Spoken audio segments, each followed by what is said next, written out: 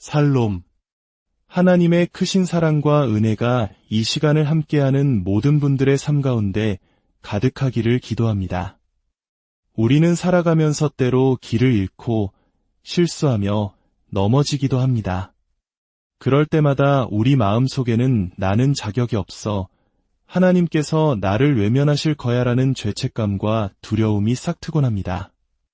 오늘 우리는 바로 그 두려움의 장막을 걷어내고 우리를 향한 하나님의 진정한 마음에 대해 이야기 나누려 합니다. 바로 우리를 기쁘게 맞아주시는 아버지의 마음에 대해서 말입니다. 오늘 이 이야기가 여러분의 마음에 깊은 울림을 준다면 구독과 좋아요를 통해 이 희망의 메시지를 더 많은 분들과 나눠주시길 부탁드립니다. 여러분의 작은 손길이 지치고 상한 영혼에게 하나님 아버지의 따뜻한 품으로 돌아오는 첫걸음이 될 수 있습니다. 여러분의 가정과 삶에 하나님의 축복이 함께하기를 소망하며 이제 이야기를 시작하겠습니다. 제가 아는 한 목사님의 가정에는 아주 작고 사랑스러운 시추 강아지 2마리가 있다고 합니다. 이 강아지들은 유난히 사람을 잘 따르고 애교가 많습니다. 흥미로운 것은 누군가 집에 돌아올 때 차고 문이 열리는 소리만 들리면 이 강아지들은 마치 약속이라도 한 듯 현관문 앞으로 달려가 꼬리를 흔들며 기다린다는 것입니다. 그리고 문이 열리는 순간 껑충껑충 뛰며 온몸으로 반가움을 표현합니다. 마치 몇 달 만에 만난 것처럼 말이죠. 사실은 고작 30분 정도 집을 비웠을 뿐인데도 말입니다. 물론 그들은 그저 강아지일 뿐이라고 생각할 수도 있습니다. 하지만 자신을 이토록 기쁘게 맞아주는 존재가 있다는 것은 지친 하루 끝에 참으로 마음을 따뜻하게 만드는 일입니다. 사도 바울은 에베소서 3장 12절에서 이렇게 말했습니다. 우리가 그 안에서 그를 믿음으로 말미암아 담대함과 확신을 가지고 하나님께 나아감을 얻느니라. 여기서 확신을 가지고 나아간다는 표현의 원어적 의미 속에는 기쁘게 환영받을 것을 확신하며 나아간다는 깊은 뜻이 담겨 있습니다. 솔직히 우리 중 얼마나 많은 사람이 전 우주를 창조하신 하나님께서 우리를 보고 그렇게나 기뻐하실 것이라고 대담하게 상상할 수 있을까요? 우리는 종종 이렇게 생각합니다. 하나님은 더 크고 중요한 일들을 처리하셔야 해. 나 같은 존재에게 신경 쓰실 겨를이 없으실 거야. 하지만 성경은 분명히 말합니다. 당신이 바로 하나님께 가장 큰 관심사이며 당신은 그분의 가장 소중한 보물입니다. 하나님께서는 당신을 그분의 형상대로 만드셨습니다. 이사야서에는 하나님께서 당신의 이름을 그의 손바닥에 새기셨다고 기록되어 있고 당신의 머리카락 숫자까지도 다 세고 계신다고 하셨습니다.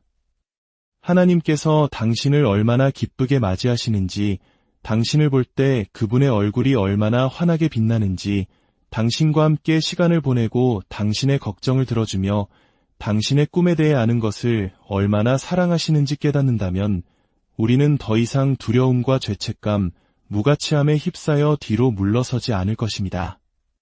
오히려 담대하게 그분께 나아갈 것입니다.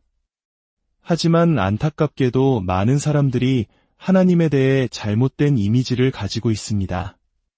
마치 하나님이 야구방망이를 들고 우리가 실수하기만을 기다렸다가 우리를 더 깊은 나락으로 밀어 넣으려는 엄하고 무서운 분으로 생각하는 것입니다. 내게 가까이 오지 마라. 너는 또 죄를 지었구나. 넌 내 기준에 미치지 못해. 그러나 하나님의 기쁨에 찬헌되는 우리의 완벽한 행위에 근거하지 않습니다. 그것은 우리가 얼마나 흠없이 살았느냐가 아니라 우리가 그분의 자녀라는 사실에 근거합니다. 우리의 선한 행위나 완벽한 성과 때문이 아니라 오직 그리스도를 믿는 믿음 때문에 우리가 누구에게 속해 있는가 때문에 가능한 것입니다. 에베소서 1장은 세상이 창조되기 오래전부터 하나님께서 우리를 선택하셔서 그분 안에서 흠이 없게 하셨다고 말합니다. 우리는 살면서 실수를 하고 길에서 벗어나며 스스로 자랑스럽지 않은 일들을 합니다. 그때마다 사탄, 즉 고소하는 자는 우리의 모든 과오를 들추어내며 우리가 얼마나 자격이 없는지, 하나님의 선하심을 받을 가치가 없는지를 속삭입니다. 하지만 하나님은 당신을 어떻게 보실까요? 바로 흠없는 자로 보십니다. 어떻게 이것이 가능할까요? 예수 그리스도께서 이미 우리의 죄와 실수, 실패에 대한 모든 값을 치르셨기 때문입니다.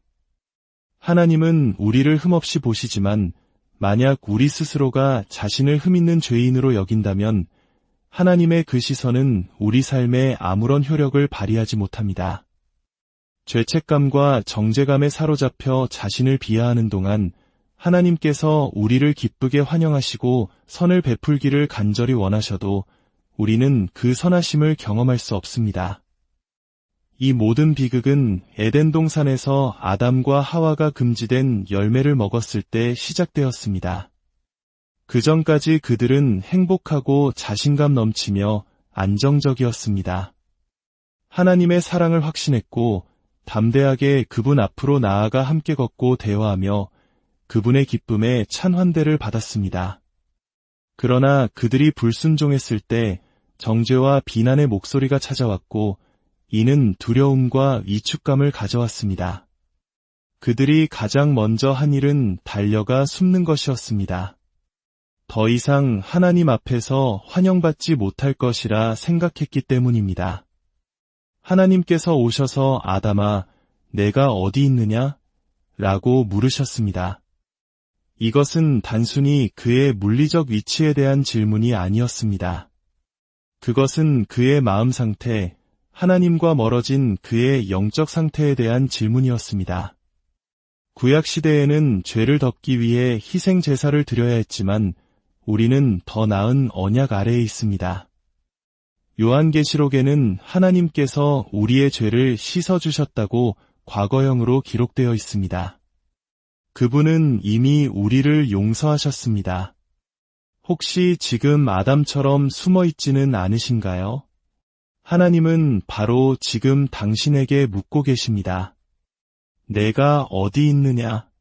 나는 너와 함께하기를 간절히 원한다. 내 실수에 대한 자비가, 내 잘못에 대한 용서가 내게 있다. 당신이 저지른 일이 당신을 향한 그분의 기쁜 환대를 멈추게 하지 못했습니다. 성경은 자비를 얻기 위해 은혜의 보좌 앞에 담대히 나아가라고 권면합니다. 자비를 얻기 위해서는 반드시 담대하게 나아가야 함을 기억하십시오. 하나님이 당신에게 화가 나셨다고 생각한다면 결코 담대하게 나아갈 수 없습니다. 패배주의적인 생각에서 벗어나십시오. 하나님은 당신을 흠없이 보십니다. 당신이 그분께 나아갈 때 그분은 이제야 왔느냐? 정말 실망스럽구나 라고 말씀하지 않으실 것입니다. 그분은 당신을 기쁘게 진심으로 환영하실 것입니다. 지금 이 순간에도 하나님은 두 팔을 벌리고 당신 앞에 서 계십니다. 숨어있던 곳에서 무가치하다는 생각에서 정죄감에서 벗어나 그분의 기쁜 환대를 받으십시오. 누가복음 15장에는 우리에게 아주 익숙한 탕자의 비유가 나옵니다. 한 젊은이가 아버지에게 자신의 유산을 미리 달라고 요청했고 아버지는 그에게 재산을 나눠주었습니다. 아들은 집을 떠나 먼 나라에서 방탕한 생활을 하며 모든 재산을 탕진했습니다. 돈이 다 떨어지자 그는 아무것도 먹을 것이 없는 비참한 신세가 되었고 돼지를 치는 농장에서 일하며 돼지들이 먹는 쥐엄 열매로 굶주림을 채워야 했습니다. 그는 더러운 돼지우리 한가운데 앉아 스스로를 자책하고 부끄러워했습니다. 그러다 문득 아버지를 떠올렸습니다. 내 아버지 집에는 양식이 풍족한 품꾼이 얼마나 많은가. 나는 여기서 줄여 죽는구나. 그는 심지어 종들에게까지 친절했던 자비롭고 너그러운 아버지의 모습을 기억해냈습니다. 아버지가 어떤 분이신지를 깊이 생각하자 그의 내면에서 무언가, 즉 담대함과 확신이 솟아올랐습니다. 그는 이렇게 결심합니다. 내가 일어나 아버지께로 돌아가리라. 그가 집으로 돌아가겠다거나 우리 가족이 사는 곳으로 가겠다고 말하지 않고 아버지께로 가겠다고 말한 점을 주목해야 합니다. 그는 다른 모든 사람이 자신을 받아주지 않을 수도 있다는 것을 알았습니다. 사람들의 비난과 형제의 차가운 시선이 있을 수 있었지만 그는 아버지가 열세라는 것을 알았습니다. 그가 집으로 돌아오는 길에 수많은 부정적인 생각들이 그를 괴롭혔을 것입니다. 이건 좋은 생각이 아니야. 아버지는 널 받아주지 않으실 거야. 내 꼴을 좀 봐. 돌아가는 게 낫겠어. 하지만 그는 계속해서 그 목소리들을 떨쳐내며 되뇌었습니다. 아니, 나는 내 아버지가 어떤 분이신지 기억해. 만약 그가 아버지를 엄하고 비판적이고 무서운 분으로 기억했다면 그는 결코 집으로 돌아오지 못했을 것입니다. 당신이 하늘 아버지를 어떻게 보느냐가 당신이 그분에게서 도망칠지 아니면 그분에게로 달려갈지를 결정합니다. 아들이 마침내 집 가까이에 이르렀을 때 저 멀리서 누군가가 자신을 향해 달려오는 것을 보았습니다. 가까이 다가와 보니 그 사람은 바로 그의 아버지였습니다. 아들은 당연히 아버지가 자신을 꾸짖고 내쫓기 위해 달려온다고 생각했을 것입니다. 하지만 아버지는 아들에게 다가오자마자 온 힘을 다해 그를 끌어안고 놓아주지 않았습니다. 기억하십시오. 아들은 더럽고 냄새나는 상태였습니다. 돼지 사료와 오물이 온몸에 묻어 있었죠. 하지만 그것이 아버지를 멈추게 하지는 못했습니다. 우리의 하나님은 당신을 회복시키기 위해 기꺼이 더러워지시는 분입니다. 당신 삶의 오점, 당신이 저지른 실수, 엉망이 된 상황이 하나님께서 당신에게 오시는 것을 결코 막지 못합니다. 당신이 저지른 그 어떤 일도 하나님의 자비를 넘어설 수 없습니다. 아버지는 하인에게 말했습니다. 제일 좋은 옷을 내어다가 입히고 손에 가락지를 끼우고 발에 신을 신기라. 그리고 살찐 송아지를 끌어다가 잡으라. 우리가 먹고 즐기자. 이것은 아들로서의 모든 권위가 회복되었음을 의미합니다. 하나님은 당신을 어떻게 기쁘게 환영해야 하는지 아십니다. 아버지가 그저 아들을 용서하고 조용히 집으로 돌아오게 했다면 그것만으로도 좋았을 것입니다. 하지만 하나님은 우리를 그냥 받아주시는 것에서 그치지 않으십니다. 그분은 우리를 회복시키시고 우리가 잃어버렸던 것을 되찾아 주십니다. 우리가 잘못했을 때조차도 하나님께서 우리에게 선을 베푸신다는 사실은 우리의 이성으로는 이해하기 어렵습니다. 어쩌면 이 젊은이처럼 당신도 하나님께서 당신과 아무 상관도 하고 싶어 하지 않으실 거라고 생각하고 있을지 모릅니다. 하지만 진실은 하나님께서 당신을 위해 명예의 옷을 준비해 두셨다는 것입니다. 그것은 돼지우리에 있는 것이 아니라 당신의 아버지께 있습니다. 권위의 반지가 있고 당신의 이름이 새겨진 살찐 송아지가 있습니다.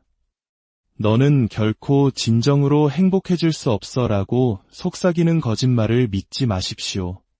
이제 일어나 당신의 아버지께로 돌아갈 때입니다. 당신이 그렇게 할 때 당신은 그분의 기쁜 환대를 확신할 수 있습니다. 아마도가 아니라 그분의 기분이 좋을 때만 그런 것이 아니라 확실하게 말입니다. 어떤 사람들은 자신의 육신의 아버지를 통해 하나님에 대한 이미지를 형성합니다. 만약 당신의 아버지가 사랑이 많고 친절했다면 하나님에 대한 올바른 인식을 갖는 데 도움이 될 것입니다.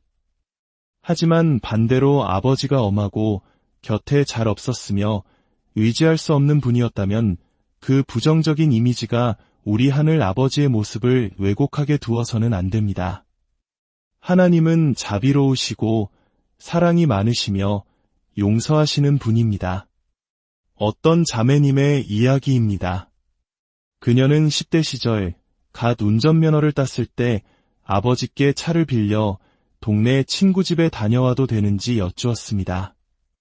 아버지는 잠시 망설였지만 곧장 갔다가 곧장 돌아오는 조건이라면 허락하셨습니다. 하지만 그녀는 친구를 태우고 약속을 어겨 고속도로로 나갔습니다. 문제는 그녀가 운전기어를 주행이 아닌 저단에 놓았다는 것입니다. 차는 제트기 같은 굉음을 내며 연기를 뿜었고 결국 엔진이 터져 고속도로 갓길에 멈춰 섰습니다. 이런 상황에서 대부분의 사람들은 아버지에게 전화하는 것을 가장 마지막 선택으로 생각할 것입니다. 하지만 그녀는 달랐습니다. 탕자처럼 그녀는 일어나 아버지께로 가리라고 결심했습니다. 그녀가 아버지께 전화했을 때 그녀가 아버지의 본성, 즉 사랑과 자비를 알고 있었기 때문에 담대하게 나아갈 수 있었던 것입니다. 아버지는 즉시 달려와 차를 견인하고 딸을 집으로 데려왔습니다. 놀라운 것은 아버지는 그 일에 대해 단 한마디도 딸을 꾸짖지 않았다는 것입니다. 때때로 하나님은 우리가 망쳐놓은 일을 말없이 치워주십니다. 우리를 정죄하거나 내가 그럴 줄 알았다고 말씀하지 않으십니다. 그것이 바로 하나님의 자비입니다. 탕자의 비유에서 아버지가 아들의 과거에 대해 단 한마디도 꺼내지 않았던 것처럼 말입니다. 하나님은 당신을 심판하기 위해서가 아니라 회복시키기 위해 기다리고 계십니다. 명예의 옷과 권위의 반지를 가지고 말입니다. 제가 아는 또 다른 분의 이야기입니다. 그의 아들이 5살쯤 되었을 때 어느 날 오후 아이가 집안에서 보이지 않았습니다. 온 집안을 찾아다녔지만 없었습니다. 마침내 아버지는 자신의 침실로 가보았고 문이 닫혀 있었습니다. 문을 열자 아들이 아버지가 가장 아끼는 알라기자에 깊숙이 파묻혀 발을 올리고 아이스크림을 먹으며 TV를 보고 있었습니다. 아이는 아버지를 보며 환하게 웃으며 말했습니다. 아빠, 사는 게 이런 건가 봐요. 아버지로서 그는 그 모습에 기분이 좋았다고 합니다. 아들이 자신이 얼마나 사랑받고 소중한 존재인지를 알아서 감히 아빠가 가장 아끼는 자리에 앉을 수 있었다는 사실이 그를 행복하게 했습니다. 아들은 아빠가 자신을 기쁘게 맞아줄 것을 알고 있었던 것입니다. 만약 당신이 하늘 아버지를 기쁘시게 하고 싶다면 그분의 알라기자에 올라앉으십시오. 담대하게 은혜의 보좌로 나아가십시오. 당신이 사랑받고 소중하며 가치 있는 존재임을 믿으십시오. 하나님에 대한 잘못된 이미지가 당신에게 속한 축복과 은총, 기쁨을 가로막게 하지 마십시오. 하나님은 당신을 흠없이 보십니다. 그분은 이미 당신의 죄를 용서하셨습니다. 당신은 두려움 없이 그분의 임재 안으로 들어갈 수 있으며 그분의 기쁜 환대를 확신할 수 있습니다. 이제 죄책감과 정죄감, 무가치함에 견고한 진이 무너지고 있음을 믿고 선포하십시오. 당신이 당신의 하나님을 알 때 당신은 강해질 것이며 이대한 일들을 행하게 될 것입니다. 오늘 말씀을 통해 마음에 결단이 서신 분들이 계시다면 저를 따라 기도해 주십시오. 주 예수님, 저는 죄인입니다. 저의 모든 죄를 회개합니다. 제 마음에 들어오셔서 저의 주님, 저의 구원자가 되어 주십시오. 이 기도를 드리셨다면 당신은 거듭났음을 믿으십시오. 이제부터는 말씀을 가까이 하고 좋은 교회에 출석하며 하나님을 당신의 삶의 최우선 순위에 두십시오.